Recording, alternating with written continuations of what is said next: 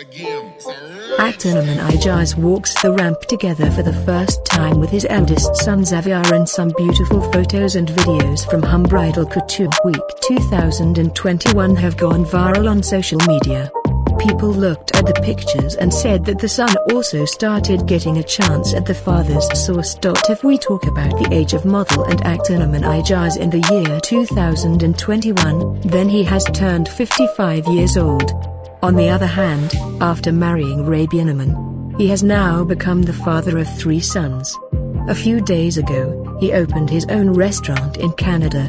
When he opened his restaurant, there was a lot of criticism from the people that the money earned from Pakistan was being invested in other countries. But in today's article, we will see that some beautiful pictures and videos of Noman Ijaz walking the ramp together with his eldest son Xavier in Panty in Hum Bridal Couture Week 2021 have gone viral on the internet. While some people, after looking at the pictures together, said that he is not the son of Noman Ijaz but his younger brother looks more